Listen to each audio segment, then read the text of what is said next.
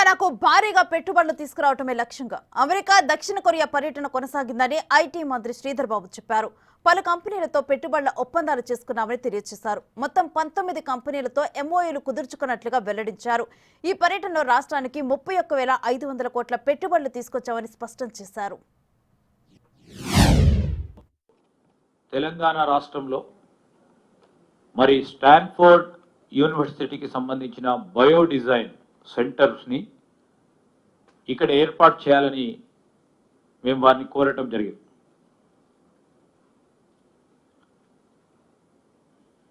మరి ఈ పర్యటనకు సంబంధించి మేమేమి లక్ష్యంతో పోయామో పెద్ద ఎత్తున ఒక స్ఫూర్తిదాయకంగా ఫలితాలు ఇచ్చే క్రమంలో దాదాపు 19 పెట్టుబడి ఒప్పందాలు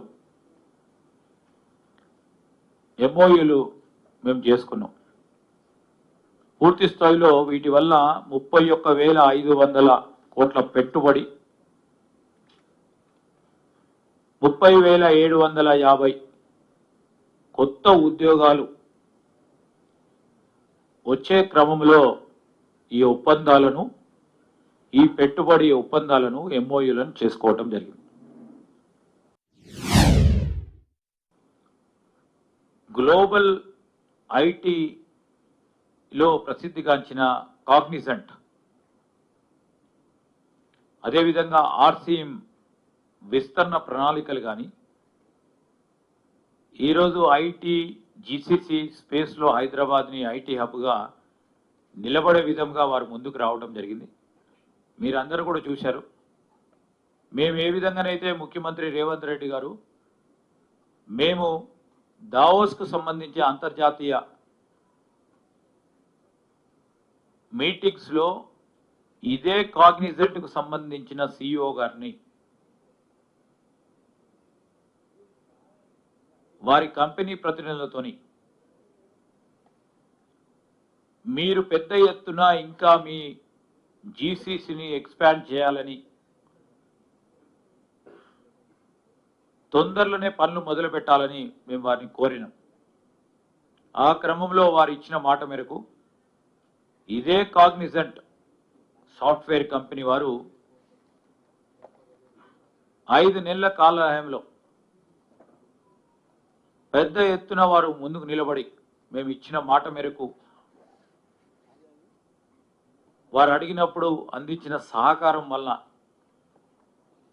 చెప్పిన విధంగా 5 నెలల కాలహయంలో ఆ జీసీసీ ఎక్స్పాన్షన్కు సంబంధించి కార్యాచరణ తీసుకొని 14 ఆగస్టు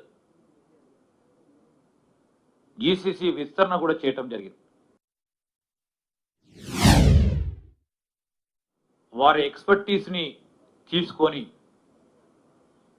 రాష్ట్ర ప్రగతికి సంబంధించిన అంశం విషయంలో ఏ విధంగా వారిని భాగస్వామ్యం చేయాలని ఆలోచన ప్రక్రియలో ముందుకు వెళ్ళటం జరిగింది. అదృష్టవశాత్తు మా లక్ష్యాలని, మా ఆలోచనలని చాలా వరకు కూడా చాలామంది కూడా స్పందించడం, ముందుకు రావడం జరిగింది. అందువల్లనే ఇన్ని వేల కోట్ల రూపాయలు పెట్టుబడులు పెడతామని ముందుకు రావటం జరిగింది. ఆ క్రమంలోనే ఎవరు ఏమనుకున్నా కానీ కొంతమంది ఏదో సినిమా షో అని ఫ్లాప్ అనో, మేము విజయవంతమైంది మా ఆలోచనని స్పష్టంగా వారి ముందు పెట్టడం జరిగిందా లేదా, అది మేము విజయవంతమైనాం. ప్రజలందరూ చూస్తూ ఉన్నారు ఎన్ని పెట్టుబడులు వస్తూ ఉన్నాయో, ప్రజలు చెప్పాల్సిన అవసరం ఉంది. ఆ క్రమంలో ముందుకు వెళ్ళటం జరిగిందని మీ ద్వారా తెలంగాణ రాష్ట్ర ప్రజలందరికీ తెలియజేస్తూ, ప్రపంచ బ్యాంకు సంబంధించిన అధ్యక్షులు శ్రీ అజయ్ బంగా గారితో, అదేవిధంగా అడోబీకి సంబంధించిన సంస్థ చీఫ్ ఎగ్జిక్యూటివ్ ఆఫీసర్ సిఇఓ గారైన శంతను నారాయణ గారిని కలుసుకోవటం జరిగింది.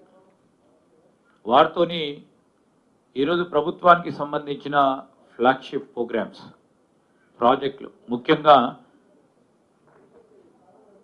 ఫ్యూచర్ సిటీ, దాంతోపాటు ఆర్టిఫిషియల్ ఇంటెలిజెన్స్ సంబంధించిన సిటీ, మొన్ననే ఏర్పరచుకున్న స్కిల్ యూనివర్సిటీకి సంబంధించిన అంశాలు, దాంతోపాటు మూసీ రివర్ ఫ్రంట్ పునర్జీవనం గురించి కూడా వారితోని చర్చించడం జరిగింది.